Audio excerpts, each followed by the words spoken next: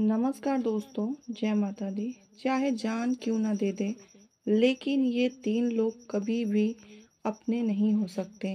ये लोग एक दिन धोखा ज़रूर देते हैं और आज की जो ये कहानी है आप लोगों को एक अच्छी सीख ज़रूर दे के जाएगी कि हमें किन लोगों पर भरोसा करना चाहिए और किन लोगों पर नहीं। इस दुनिया में ऐसे भी लोग हैं जिनका दो चेहरा होता है। बाहर कुछ और दिखाते हैं और अंदर कुछ और होता है। बाहर से बड़े अच्छे और भोलापन दिखाते हैं और अंदर से बहुत ही घमंडी और क्रूर व्यक्ति होते हैं। ऐसे व्यक्ति को पहचानना, ऐसे लोगों का मदद करना या सहायता करना व्यर्थ हो जाता है। आज मैं बताऊंगी कि कौन से लोग नीम की तरह कड़वे होते हैं, क्योंकि नीम के रस में कितना भी चीनी क्यों न डाल दें, लेकिन इसमें मिठास कभी नहीं आ सकती। ठीक उसी प्रकार ये लोग भी जो हैं स्वभाव को नहीं बदलते अपने। आप भले उनके साथ अच्छा करो, लेकिन वो फिर भी आपके साथ धोखा ही करेंगे। तो आइए जानते हैं ऐसे व्यक्तियों के बारे में एक कहानी के द्वारा। ठीक है, बहुत पहले की बात है दोस्तों। एक राज्य में एक राजा रहता था। वहाँ राजा बहुत ही वीर योद्धा था। उसकी वीरता की चर्चा बहुत दूर दूर तक गांव में हुआ करती थी। उस राजा के चार पुत्र थे। चारों पुत्र राजकुमार जो थे वो बहुत ही सुंदर और बलवान थे। वे अपने पढ़ाई लिखाई के साथ साथ वे चारों राजकुमार जवान होते हैं और बल और वीरता में वे अपने पिता के जैसे बनते हैं। कई बार राजकुमारों ने अपने पिता के साथ युद्ध लड़ा। राजकुमारों ने युद्ध लड़ा ही नहीं, बल्कि युद्ध में विजय होकर भी आए। इसलिए उनको अपने बल पर कुछ अभिमान ज़्यादा हो गया था। जब अपने पर अभिमान हो जाता है तो उनकी विचार वो व्यर्थ में जाने लगती है। अर्थात कि जो विचार शक्ति होती है वो खत्म हो जाती है। फिर वे अपने दिमाग से नहीं सोचते, बल्कि अभिमान से सोचने लगते हैं।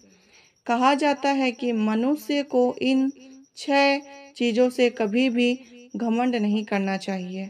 पहला नंबर है दोस्तों विद्या, दूसरा है युद्ध में विजय पाकर, और तीसरा है अगर आपको ज़्यादा धन मिल जाए तो उस पर कभी भी घमंड नहीं करना चाहिए, और चौथा है कुल पाकर, पांचवा बल पाकर, और छठा है ज़्यादा अगर आपको मान सम्मान मिल जाए तो वहाँ भी आपको घमंड नहीं करना चाहिए।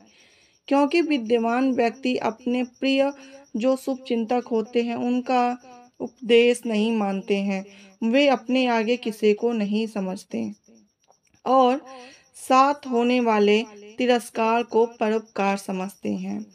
युद्ध में विजय पाकर जो योद्धा राजाओं के चक्रव्यूह में फंस जाता है और शत्रुओं का अपमान करके अपने प्राणों को खो देता है, क्योंकि उसके पास युद्ध विजय जो होते हैं, योद्धा जो होते हैं, युद्ध में विजय पाकर वे खुद को बहुत बड़ा योद्धा समझने लगते हैं।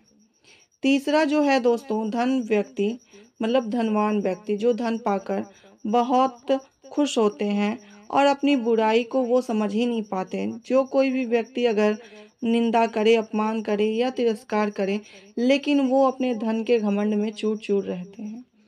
अगला है दोस्तों जो अच्छे कुल में जन्म ले लेते हैं, जो अच्छे कुल से हो जाते हैं, तो वो व्यक्ति हमेशा अपनों से बड़ों का या पूजनीय लोगों का तिरस्कार करने लगता है। ऐसे व्यक्ति अपने जो होते हैं ना, वो किसी का भी वो अपमान कर देते हैं। किसी को वो कुछ समझते नहीं अपने कुल के आगे। और दोस्तों जिसके पास बल होता है, बलवान होते हैं, वैसे व्यक्ति हमेशा लड़ने के लिए, झगड़ने के लिए उतावले होते रहते हैं। छोटी छोटी सी बातों पर लड़ झगड़ जाते हैं और ऐसे व्यक्ति अपने बल से हमेशा सबको कष्ट ही पहुंचाते हैं। सम्मानित व्यक्ति हमेशा सबका अपमान करता है, क्योंकि उसे अगर एक जगह सम्मान मिल जाए तो उसे इतना घमंड हो जाता है कि हमें अब हर जगह शायद सम्मान ही मिले। ऐसे सोच में पड़कर वो सबका अपमान करने लगता है। दोस्तों, वह राजा जो था अपने चारों पुत्रों से बहुत ही प्रेम करता था। यहाँ तक कि वो राजा जब भी कोई योजना बनाता था, तब वह अपने चारों पुत्रों से सलाह करके योजना बनाता था। कहा जाता है कि जब कोई भी व्यक्ति अपने घरों में अपने से छोटों का सलाह लेकर काम करे, तो उसमें कभी भी उनके घरों में फूट नहीं आता, बंटवारा नहीं होता है। ठीक ऐसे ही वो राजा अपने चारों बेटों से परामर्श करके किसी भी सलाह को लेकर किसी भी कार्य को करता था। ऐसे ही जो चारों राजा थे, धीरे धीरे बड़े होने लगे। अपने पढ़ाई लिखाई के साथ वो एक दिन बड़े हो गए। फिर उसके बाद वो तीनों दिशाओं में वो वहाँ पे शिकार खेलने जाने लगे। और जब शिकार खेलने जाते थे, तो रोज कुछ ना कुछ शिकार जो करते थे, उसमें जीत कर ही वो वहाँ से आते थे। लेकिन उनके पिता ने, जो राजा थे, उन्होंने कहा था अपने चारों बेटों से कि बेटा, तुम लोग कहाँ कहाँ शिकार खेलने जाते हो। तो चारों बेटों ने कहा, हम दक्षिण छोड़कर तीनों दिशाओं में हम शिकार खेलने जाते हैं। तब उनके पिताजी ने कहा, अच्छा करते हो बेटा, कभी भी भूल से दक्षिण दिशा में तुम लोग मत जाना। तीनों दिशाओं में जाना, लेकिन दक्षिण दिशा में कभी भी गलती से भी भूल कर वहाँ पे शिकार खेलने मत जाना। चारों राजाओं ने, जो उनके चारों राजकुमार थे, वो बोले, ठीक है पिताजी, हम दक्षिण छोड़ के तीनों दिशाओं में हम वहाँ पे शिकार खेलने जाया करेंगे। उनकी बातों को मानकर, उनके आज्ञा को मानकर चारों राजकुमार रोज प्रतिदिन तीनों दिशाओं में जाते थे शिकार खेलने। लेकिन एक दिन जो छोटा भाई था राजकुमार का, वो बहुत ही नटखट स्वभाव का था, बहुत ही चंचल स्वभाव का था। एक दिन वो अपने दोनों भाइयों से कहा कि भैया, लगता है कि हमें पिताजी ने इस दक्षिण दिशा के राजा से हार गए हैं, इसलिए हमें दक्षिण दिशा के तरफ नहीं जाने देते शिकार खेलने। ऐसा कहकर दोनों राजाओं, यानी कि जो छोटा भाई था उनका राजकुमार, और अपने दोनों बड़े राजकुमारों से कहकर, भाइयों से कहकर, ऐसे बातों को वो सोचने लगा। लेकिन वहीं पर बड़ा भाई, जो सबसे बड़ा भाई था राजकुमार का, उसने समझाया, नहीं भाई, ऐसा कोई बात नहीं है कि मेरे पिताजी कभी किसी दिशा में हारे हों, लेकिन कुछ वैसा होगा जिसके कारण से वे हमें दक्षिण दिशा के तरफ नहीं जाने देते। तब तीनों भाइयों ने कहा, ठीक है, हो सकता है, लेकिन एक बार हमें जाना चाहिए दक्षिण दिशा के तरफ, और इस बात का पता लगाना चाहिए कि हमारे पिताजी यहाँ पे हारे हैं कि किस कारण से यहाँ दक्षिण दिशा में हमें नहीं जाने देते शिकार खेलने। तब तीनों भाई मिलकर बड़े भाई से कहा, तो बड़े भाई ने कहा, ठीक है, हम कल जब शिकार खेलने आएंगे, तब पिताजी से हम लोग नहीं कहेंगे कि हम लोग वहाँ दक्षिण दिशा के तरफ जा रहे हैं, बस ये कहकर निकल जाएंगे कि हम लोग शिकार खेलने जा रहे हैं। तब तीनों भाइयों ने कहा, ठीक है भैया, हम लोग कल ऐसा ही कहेंगे पिताजी से। और चारों भाई ठीक उसी तरह अगले दिन अपने पिताजी से कहकर वहां से निकल गए कि हम लोग शिकार खेलने जा रहे हैं। उनके पिताजी ने कहा, ठीक है पुत्र, तुम जाओ और शाम होते होते चले आना। चारों राजकुमार जब शिकार खेलने निकले, तो अपना घोड़ा यहीं, मतलब जो जिस जंगल में शिकार खेलने जाते थे, तो तीनों दिशाओं में वहां पर घोड़ा अपना छोड़ दिया और पैदल ही दक्षिण दिशा की तरफ निकल गए। और धीरे धीरे चलते चलते वो इतना दूर चले गए कि वापस आना उनका मुश्किल हो गया। फिर उन्हें एक जगह पे ऐसा लगा कि हम लोग बहुत आगे आ चुके हैं और अब शाम होने वाली है, और उन्हें साथ में प्यास भी लग रहा था। जब उन्हें प्यास लगा, तो वो सोचें कि अब हम यहाँ कहाँ ढूंढे, पानी पीने के लिए नदी भी नहीं है आसपास। तब वो तीनों भाई अपने छोटे भाई से कहा कि तुम इस पेड़ के ऊपर चढ़कर देखो कि कहीं पर तुम्हें नदी या कहीं पर झील सरोवर दिखाई दे तो हमें बताना। ऐसा कहकर वो अपने छोटे भाई को उस पेड़ पे चढ़ा दिया और चढ़ने के बाद से छोटा भाई चढ़कर बोला कि भैया यहाँ दूर दूर तक कहीं नदी नहीं दिखाई दे रही है, लेकिन कुछ दूर में एक झोपड़ी जरूर दिखाई दे रही है जहाँ पे एक छोटा दिया जलता हुआ दिखाई पड़ रहा है। तब उसने कहा कि ठीक है भाई, अब नीचे आ जाओ और हम सभी साथ मिलकर उस झोपड़ी के पास चलते हैं और वहाँ पर जाएंगे तो शायद हमें वहाँ पे मिल जाए पानी पीने के लिए। ठीक वैसे ही ये लोग करते गए और उस झोपड़ी के पास पहुँच गए। लेकिन उस झोपड़ी के पास जब पहुँचे तो वहाँ पे एक कुआं था और उस कुएं में जब वो पानी देखे तो उन्हें बहुत तेज प्यास लगी थी। तो और भी ज़्यादा उन्हें ऐसा लगा कि मैं अब हमारी जान निकल जाएगी प्यास के कारण और हम अभी जल नहीं मिला हमें तो शायद हम मर भी सकते हैं। ऐसा सोचकर वे अपने चारों भाई मिलकर एक दूसरे से कहने लगे कि हम चारों भाई मिलकर कैसे पानी निकालें कि हमें प्यास यहाँ मिट जाए। बगल में बाल्टी तो थी लेकिन रस्सी नहीं थी। तो चारों भाई ने सोचा चलो इस झोपड़ी में शायद कोई हो तो उनसे हम रस्सी मांग लेते हैं तो पानी निकल जाएगी बड़ी आसानी से। तो वे चारों भाई में से सबसे छोटा वाला भाई जो था वो बोला आप लोग यहीं रुकिए और हम जाते हैं रस्सी लेकर आते हैं। जब वो वहां पर रस्सी लेने पहुंचा और दरवाज़ा खटखटाया तो बोला कोई अंदर से है कि हमें रस्सी दे दो, बहुत प्यास लगी है, हमें कुएं से पानी निकालना है। ऐसी आवाज में जब छोटे राजा ने, जो राजकुमार था, वो वहां पे झोपड़ी के बाहर से आवाज दिया तो अंदर से एक बहुत ही सुंदर कन्या बाहर निकल के आई और दरवाजा खोली। तब उसने कहा कि हाँ, हमारे पास रस्सी तो है लेकिन हमारी एक शर्त है। तो उस राजकुमार ने कहा क्या है आपकी शर्त, हमें बताइए। तो उसने कहा हम रस्सी देंगे और पानी भी पिलाएंगे और आपको आराम करने के लिए बिस्तर भी देंगे, लेकिन हमारी एक शर्त है। तो उसने कहा ठीक है, आप रुको, हम अपने भाइयों से ये शर्त कहकर आते हैं कि क्या उन्हें एक शर्त मंजूर है जो आपने कहा है। तो वे अपने बड़े भाइयों से जाकर कहने लगा राजकुमार कि भैया, उस लड़की ने, उस कन्या ने हमसे कहा है कि हमारा एक शर्त है, तब जाकर हम आपको यहाँ पर रस्सी देंगे पानी निकालने के लिए। तो जो तीनों भाई थे वे सभी आपस में बात करके कहा कि ठीक है, हम उनकी शर्त को मान लेंगे, लेकिन शर्त क्या है। तो जो छोटा राजकुमार था वो फिर आया और उनसे शर्त पूछा कि कन्या, तुम्हारा शर्त क्या है, तुम्हारा क्या है, तुम बताओ।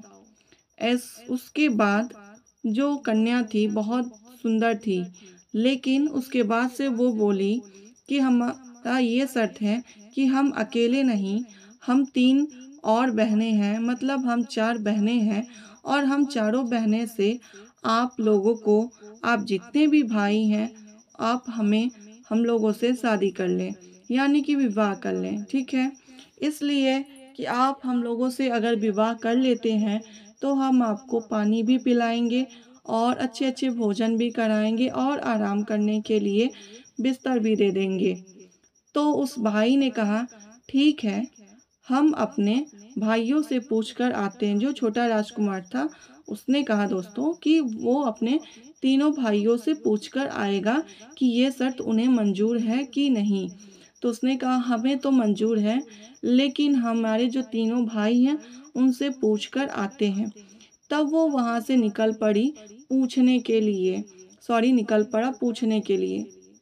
तो कुएं के पास जाकर अपने बड़े भाई से राजकुमार ने पूछा कि भैया, ऐसे ऐसे इस कन्या ने कहा है कि हम 4 भाई हैं और वो 4 बहनें हैं, तो हम चारों भाइयों को चारों बहनों से विवाह करना होगा, तब जाके वे हमें जल पिलाएंगे और भोजन भी कराएंगे, साथ में हमें बिस्तर आराम करने के लिए बिस्तर भी देंगे। तो उसके बाद से भाइयों ने कहा कि ऐसा कैसे हो सकता है? हमारे पिताजी हमारे लिए क्या-क्या सपने नहीं देखे। हमारे पिताजी हमसे कितना प्रेम करते हैं कि उनका क्या होगा? अगर वो ये जानेंगे कि हम लोग यहाँ आकर विवाह कर लिए हैं, तो उसके बाद उनका क्या हाल होगा? तो बड़ा भाई ने कहा, पहले ये सोचो कि हमें पानी चाहिए, अगर हमें पानी नहीं मिली तो हम यहाँ मर जाएंगे। तब उसके बाद से पिताजी क्या कहेंगे कि जब हम उन्हें मिलेंगे ही नहीं। तो सभी ने मिलकर कहा ठीक है, हमें उनकी शर्त मंजूर है। तब वहाँ से वो चारों भाई घर पर आए और उनसे विवाह कर लिया। और विवाह करने के बाद फिर उसने कहा कि हमें जल तो पिला दो। फिर उसने कहा ठीक है, आप आराम कीजिए, हम जल पिलाते हैं। लेकिन कुछ देर के बाद से वो जो तीनों बहनें थी अपने रूप में आ गई।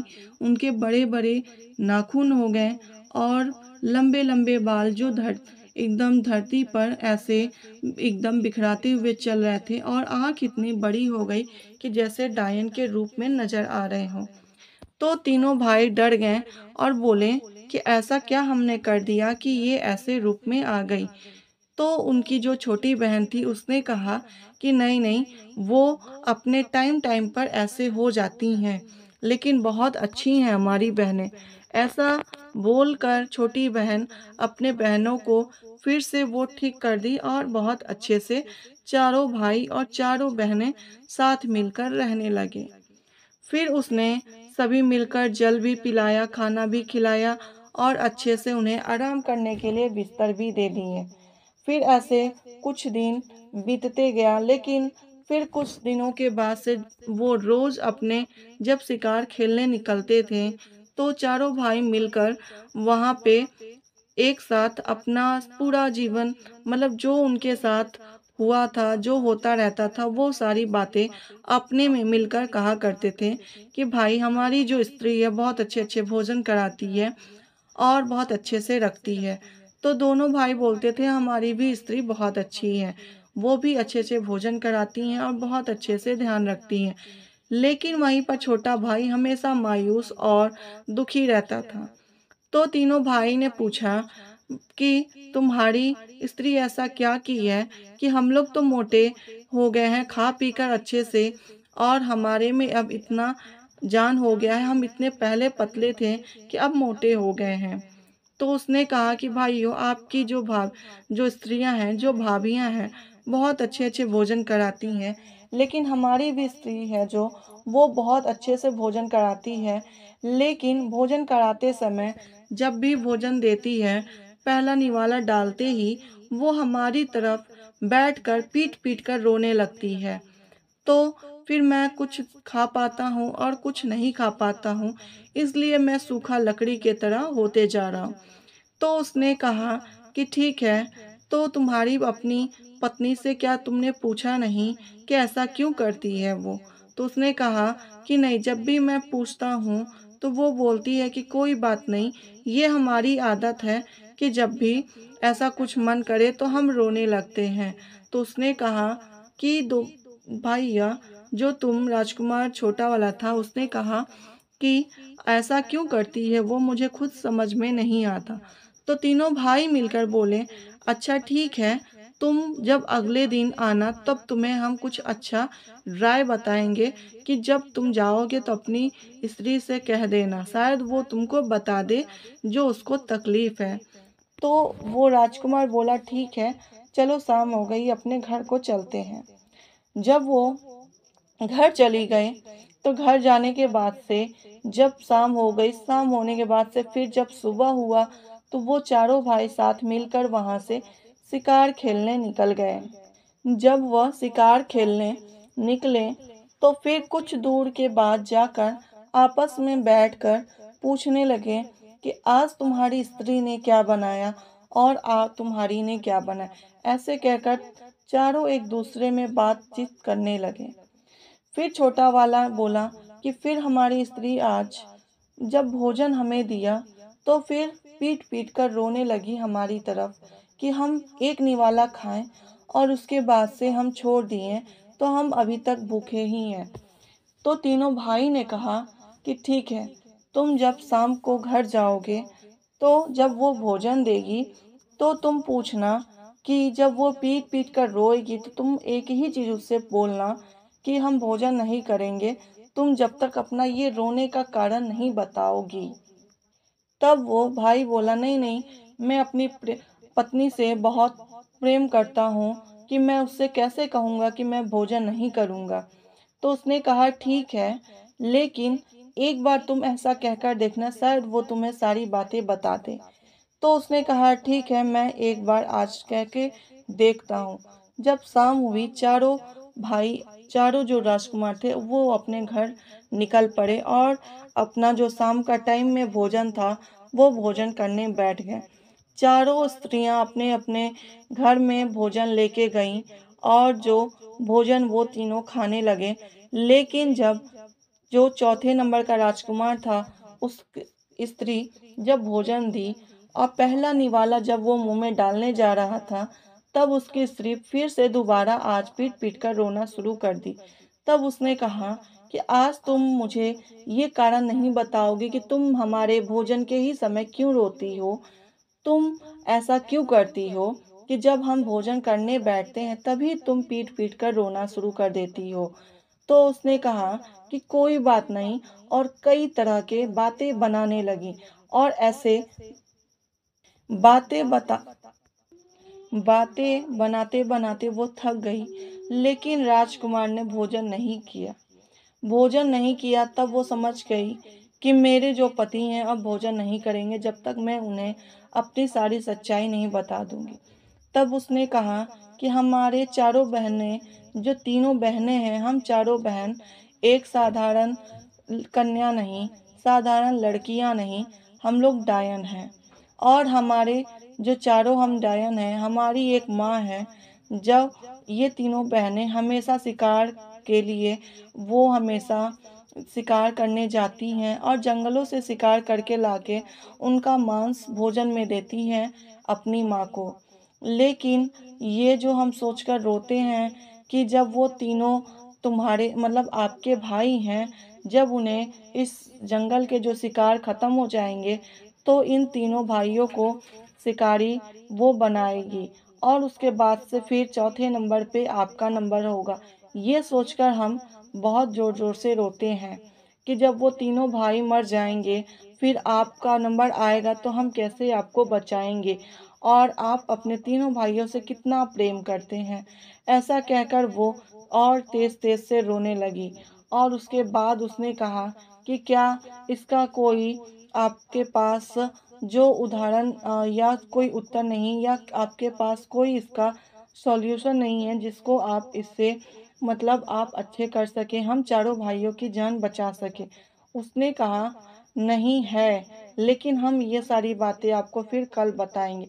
फिर अगले दिन रोज की तरह वो शिकार खेलने गए और आने के बाद से उसने पूछा अपने जो भाई थे चारों राजकुमार, वो चारों भाई एक दूसरे से कहकर आए थे कि आज जो बातें होगी फिर हम लोग कल आएंगे तो एक दूसरे को बताएंगे।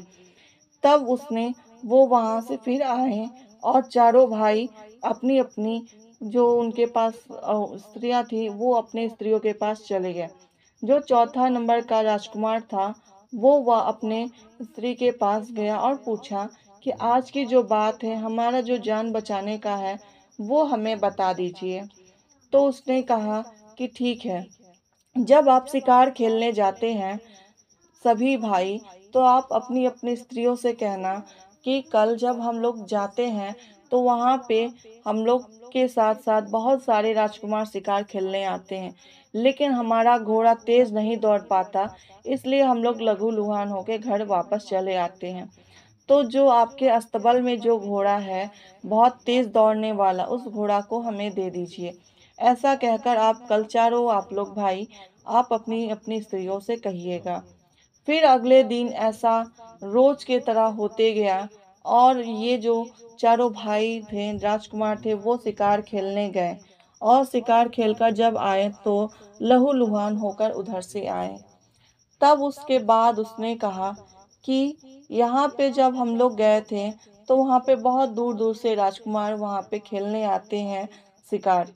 तो वो लोग का जो घोड़ा है बहुत तेज दौड़ता है, लेकिन जो हमारा घोड़ा है ये बहुत धीमा दौड़ता है, इसलिए हम लोग लहूलुहान होकर चले आए हैं। अगर आप लोगों के अस्तबल में कोई तेज घोड़ा दौड़ने वाला हो तो आप हमें दे दें। तो चारों स्त्रियां बोली, नहीं, कि ऐसा तो नहीं है, लेकिन क्या हम लोग कल आपके साथ शिकार खेलने चले? तो चारों भाइयों ने कहा, नहीं नहीं, आपके पास अगर कोई ऐसा घोड़ा हो तो दे दीजिए जो तेज दौड़ता हो। तब वो चारों स्त्रियों ने कहा कि ठीक है, हमारे पास है, चलिए हम आपको दिला देते हैं।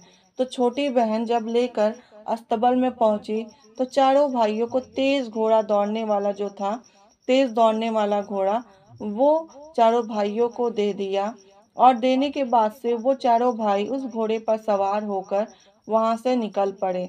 और छोटे वाले भाई को उसने बताया था कि कहा था कि अगर आपकी जान चारों को बच जाए तो मेरी भी एक जान है जो बचा लेना। कभी भी इन चारों को, आप कभी भी इनसे आप सच्चाई मत बताना, आप कभी भी इनसे कुछ मत बताना। जब वहां से छोटा भाई निकला राजकुमार, तो चलते चलते कुछ दूर पहुंचा तो उसने कहा, भाइयों, मेरी जो छोटी स्त्री है उसकी जान बचा लेना।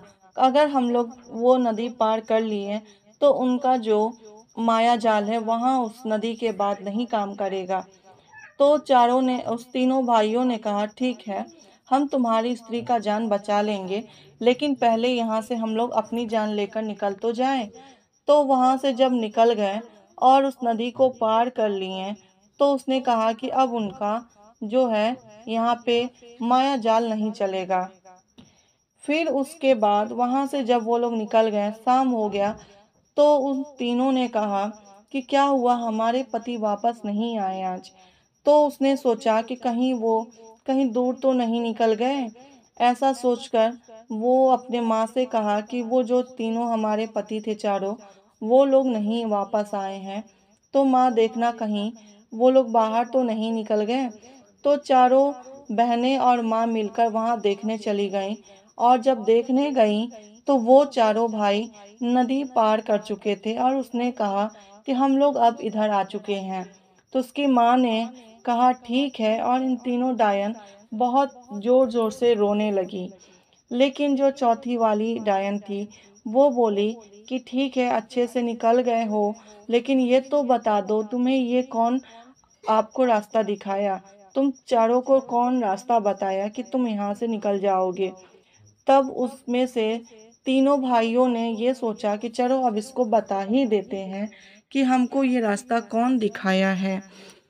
लेकिन जो चौथा राजकुमार था वो हमेशा अपनी पत्नी से और अपने भाइयों से कहा कि भाइयों, प्लीज, हम तुमसे रिक्वेस्ट करते हैं, आप लोगों से रिक्वेस्ट करते हैं, मतलब विनती करते हैं दोस्तों, कि मेरी स्त्री का नाम मत लेना। लेकिन वो तीनों भाई इतने घमंडी थे और इतने मगरूर थे अपने बल में कि वो बोले, चाहे कुछ भी हो जाए, चलो ये मर भी जाएगी तो क्या बिगड़ जाएगा, ये तो है तो डायन ही। लेकिन वो अपनी स्त्री से बहुत प्रेम करता था, इसलिए वो विनती करता रहा। लेकिन वो तीनों भाई उसकी सच्चाई बता दी कि तुम्हारे जो ये रास्ता दिखाने वाले हैं तुम ही तो हो, तुम्हारा छोटी बहन तो है कि वो रास्ता बताई है।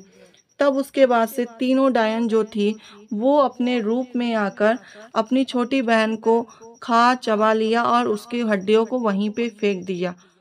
तब उसके बाद से उस अपने तीनों भाइयों से कहकर रोने लगा कि तुम तीनों मेरे भाई नहीं हो, दुश्मन हो। तुमने मेरी स्त्री को मार खाया, तुमने मेरी स्त्री को मरवा डाला।